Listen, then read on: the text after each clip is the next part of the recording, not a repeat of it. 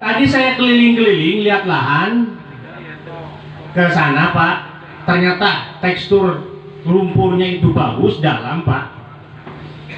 Maaf, ini tadi juga diskusi, bisa nggak Pak kalau jarak tanamnya 35?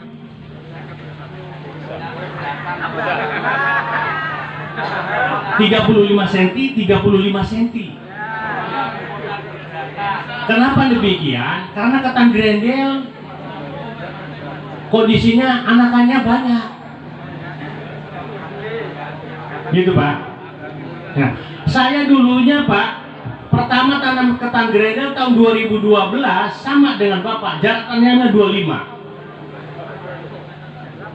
Karena berpikiran dengan jarak tanam yang sempit produksi akan tinggi. Betul nggak? Kesana kan Pak? Ternyata tidak Pak. Setelah dicoba 30, sekarang jadi 35, ternyata yang produksinya tinggi itu adalah 35 untuk ketan grendel Pak. Gitu. Terus pakai jajaran legowo lagi. 5 jajar legowo, 5 jajar legowo. Berarti legowonya kalau 35 70 kan Pak? Ya. Nah, sama Pak, dulu juga saya hati itu itulah nggak pede, was-was. Ternyata setelah dicoba Pak, produksinya malah jadi nambah tinggi. Gitu. Pertama pemeliharaan mudah, itu jumlah anakan nambah, itu anakan produktifnya bagus Pak. Kalau jarak tanamnya sempit Pak, anakan produktif biasanya kalau anakannya banyak punya ketan grendel sampai 50, tapi yang jadinya hanya 25, percuma Pak. Akibat itu jarak tanam yang sempit Pak. Gitu. Karena di jarak tanam yang ideal Pak, secara tidak langsung itu adalah merupakan bagian dari pengendalian hama dan penyakit. Hama utama ketan grendel adalah WBC, orang batang coklat. Penyakit utama ketan grendel adalah blas, kresek, dan busuk leher. Itu ditentukan dari jarak tanam Pak. Kalau jarak tanamnya sempit, kelembaban semakin tinggi, pertama tikus mudah nyerang, kedua kresek, penyakit mudah muncul, hama orang mudah datang Pak. Jadi ternyata pengendalian hama penyakit itu ditentukan juga oleh jarak tanam yang ideal Pak. Gitu. Saya yakin Pak, kalau di Subang udah dicoba seperti itu, jangan takut kehilangan produksi Pak. Insya Allah akan nambah. Nah lanjut Pak ya. Dan ternyata tidak hanya di jarak tanam Pak. Itu. Ketika jarak tanamnya udah ideal, umpamanya udah memberani mencoba 35 kali 35 dan legowonya 70, tinggal kita lompat kepada pemupukan yang berimbang.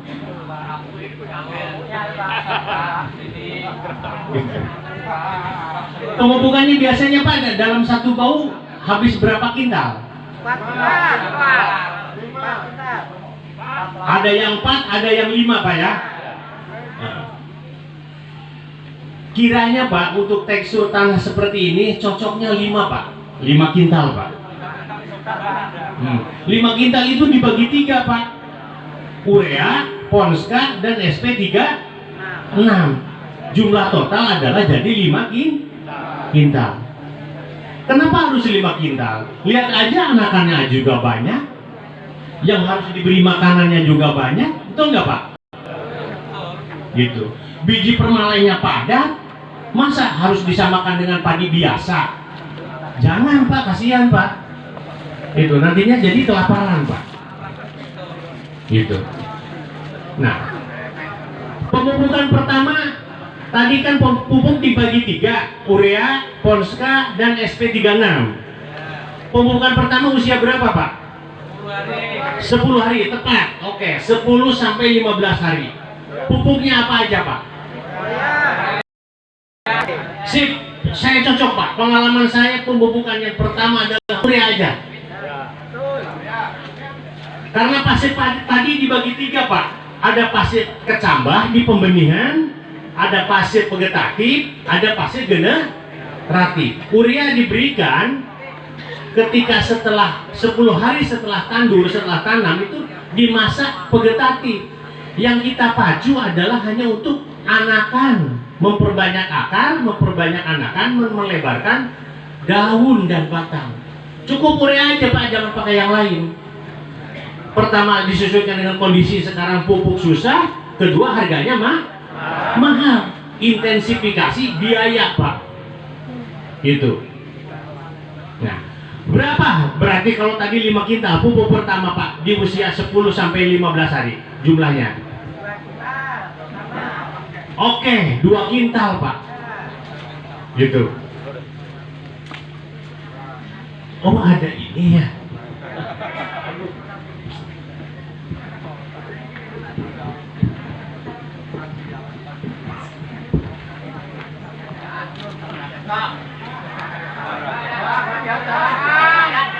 Nggak kelihatan.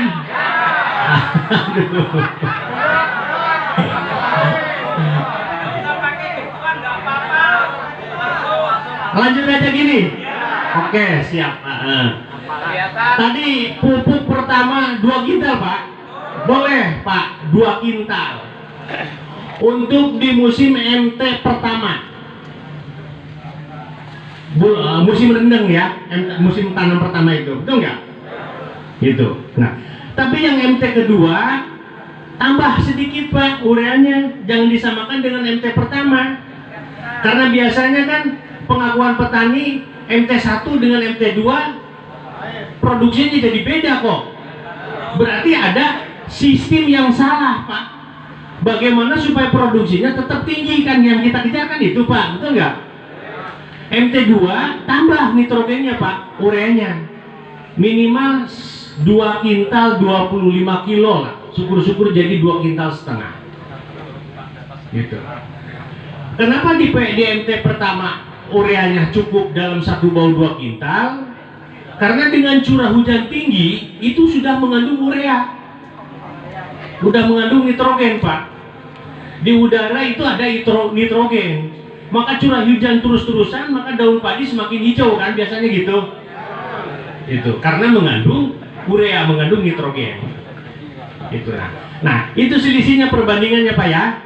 Di musim MT1 2 kintal dalam 1 bau ini 7.000 meter persegi. Dalam MT2 lebih dari 2 kintal. Itu. Nah, kemudian urea udah dipakai. Tadi jumlahnya 500 kilo atau 5 kintal. 2 kintal udah dipakai. Berarti tinggal 3 kintal lagi ya. 3 kintal lagi diberikan pada usia berapa Pak?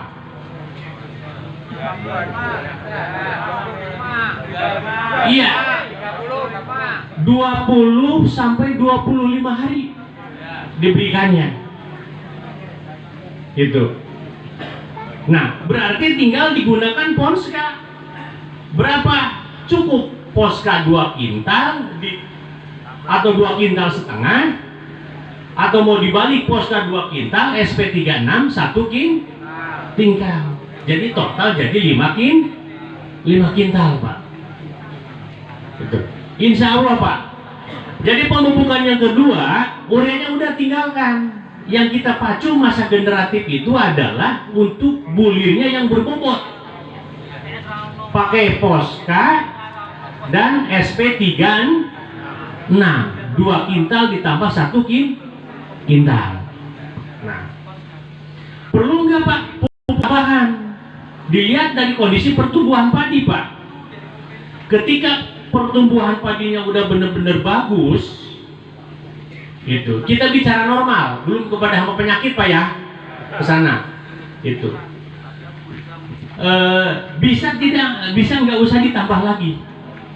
Ketika pertumbuhan padinya ada gangguan, nggak tahu pupuknya ke bawah air, gitu, nggak tahu tadi padinya kena tikus, perlu ditambahkan pupuk yang ketiga Pak. Pupuk ketiga hanya mancing untuk bobot di masa bunting kecil. Gitu. Jadi kalau ketan grendel di masa bunting kecil biasanya kan di usia 55 sampai 60 kan? Betul nggak Pak? Itu. Tapi patokannya di masa bunting kecil. Pupuknya apa? Mestinya seharusnya ditingkatkan. Pupuknya jangan pupuk subsidi, jadi pupuk non subsidi Pak. Minimal Konska Plus. Gitu. Berapa jumlahnya? Itu kalau bisa Pak. Kalau nggak bisa ya udah pakai pupuk Konska subsidi aja yang ada. Tadi juga kalau bisa, gitu kan. Ditingkatkan kualitas pupuknya gitu. Kalau nggak bisa ya udahlah, pupuk subsidi aja, gitu. Dalam satu bau itu maksimal cukup 1 kintal Pak, maksimal.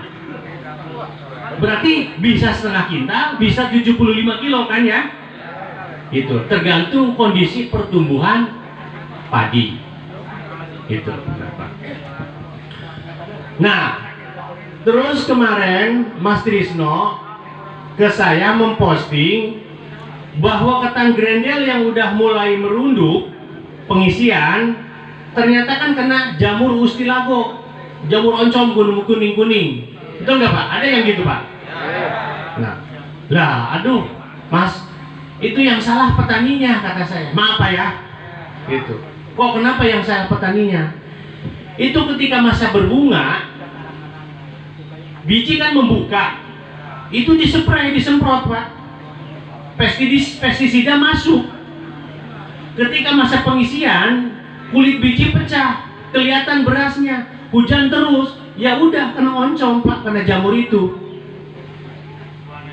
Bintik-bintil kuning kan Pak ya, mudah kena baju. Nah, itu akibat sedang masa birahi, sedang masa berbunga, sedang masa membuka biji, disemprot. Gitu. Masa membuka biji ketika masa berbunga itu mulai dari jam berapa sampai jam berapa? Mulai dari jam 9 sampai jam 11 Pak. Coba Bapak telah, pasti membuka lah. Dideketin gitu Pak, didekatkan Pak. Gitu. Nah, mestinya ketika masa berbunga itu jangan diganggu Pak. Bahkan kita juga jangan masuk. Itu sedang masa silang.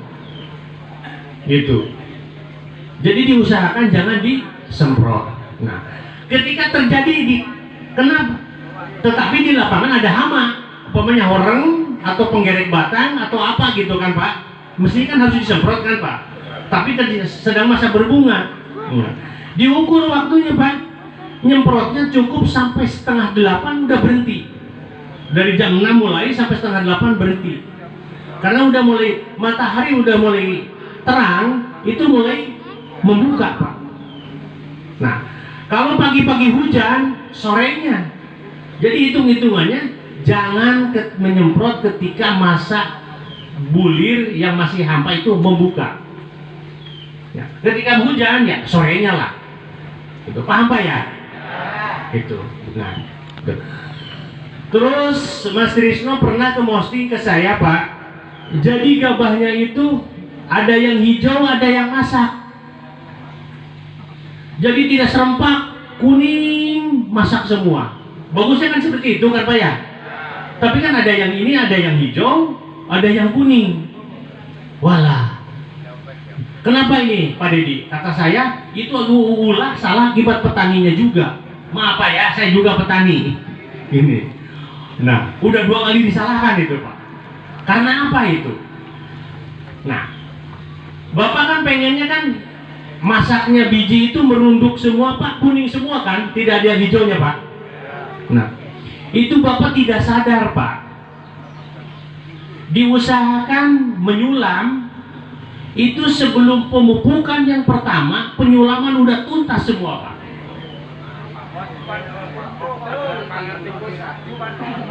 Pemupukan pertama kan usia 10 sampai 15 hari. Penyulaman tuntaskan dulu Pak sebelum pemupukan pertama Pak. Gitu. Nah, yang terjadi di lapangan udah pemupukan kedua itu masih terus disulam kan? Itu bisa menjatuhkan harga gabah Pak. Gabahnya jadi tidak berkualitas karena tidak kuning semua. Akibat itu penyulaman yang salah waktunya. Udah pemupukan pertama disulam, bahkan udah pemupukan kedua masih disulam. Karena heman. Alasannya karena kena keong atau kena apa gitu kan Pak. Itu. Makanya siapkan galengan untuk penyulaman Pak. Gitu. Dan jangan coba-coba memberanikan diri penyulaman itu Pak, ngambil dari rumpun yang sehat, yang bagus. Dijebol, dibagi dua, dipindahkan.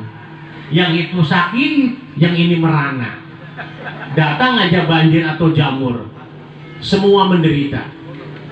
Jangan Pak, yang udah bagus jangan diganggu. Gitu. Seandainya galengan untuk penyulaman udah habis, hanya kosong 1 atau 2, udah tinggalkan Pak. Jangan dipaksakan untuk terisi semua, karena keluar malainya juga tidak akan benar Pak itu. Malainya biasanya datangnya tidak serempak, bahkan kecil-kecil. Gitu. Itu karena sistem perkosa Pak. Pernah nggak Bapak seperti itu? Atau sering?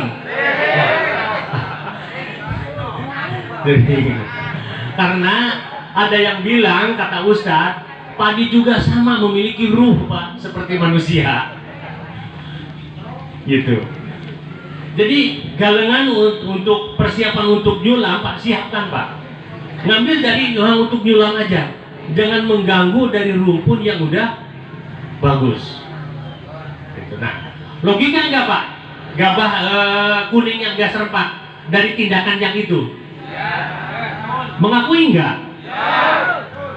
Sekarang berarti kedepannya tinggal dipertimbangkan Pak. Itu. Langsung Pak ya. Nah, hama utama ketan gerendel apa? Yaitu orang batang sok. Kita langsung ke sana Pak ya, karena waktu. Nah, setiap tanam ketan gerendel pasti identik lengket didampingi oleh orang batang soklat. Gitu. Kalau penggerek batang yang lainnya itu udah lazim Pak lah. Tanam padi yang biasa untuk dikonsumsi juga ya, kalau istilah Sunda cerai itu ada juga kan ya. Tapi kan cerai kan orangnya nggak ada. Kalau ketan gerendel orangnya terus melekat, mendampingi terus. Gitu. Bagaimana cara mengendalikannya Pak? Gitu. Pertama tadi saya ulang kembali Pak, dari jarak tanam yang tidak terlalu sempit. Itu merupakan bagian dari pengendalian hama penyakit Pak. Terus digunakan sistem jajaran legowo Pak. Mau legowo 5, mau legowo 7, mau legowo 8, tergantung luas area lahan. Gitu. Nah, ketiga, diusahakan jangan langsung loncat pengendalian orang itu Pak kepada bahan aktif yang tinggi seperti peksalon atau plenum. Ketika masa vegetatif, pakai bahan aktif buprobijing aja lah cukup Pak. Yang ada mereknya Dilugen, Buprosida. Tahu kan pasti kan Pak ya? Itu dulu Pak. Jadi pengendalian orang itu bertahap Pak, berkelas. Jangan langsung kepada yang keras. Khawatirnya nantinya serangga itu akan terjadi resisten. Resisten itu terjadi kekebalan tubuhnya. Dari awal udah pakai plenum, bahkan apalagi peksalon, nanti pas padi keluar malai, biasa langganan keluar terserang bereng, oleh peksalon ternyata tidak mati. Kalau oleh peksalon udah tidak mati, oleh plenum udah tidak mati, mau pakai bahan aktif racun sekeras apa lagi? Nantinya kerepotan Pak. Itu. Jadi di tahap Pak, di tahap pembunuhannya, Nah, makanya sisinya kan bukan pembunuhan, bukan pemberantasan, tapi pengendalian hama dan penyakit. Itu yang benar Pak. Seperti itu Pak. Nah, terus orang datang biasanya yang paling rawan di musim apa? Di musim hujan. Ketika cuaca lembab, betul nggak Pak? Itu nah. Jadi setiap pesawat itu Pak, metodenya adalah pengamatan. Bukan hanya kerja kita bercampur lumpur atau hanya jalan-jalan semata. Pengamatan terus tiap rumpun, diusahakan dipukul Pak. rumpun padi itu dipukul. Kalau pada jatuh putih telurnya atau cikal bakal werengnya, itu akan terjadi serangan yang utama, Pak. Itu dipukul aja gitu, terus dipukul.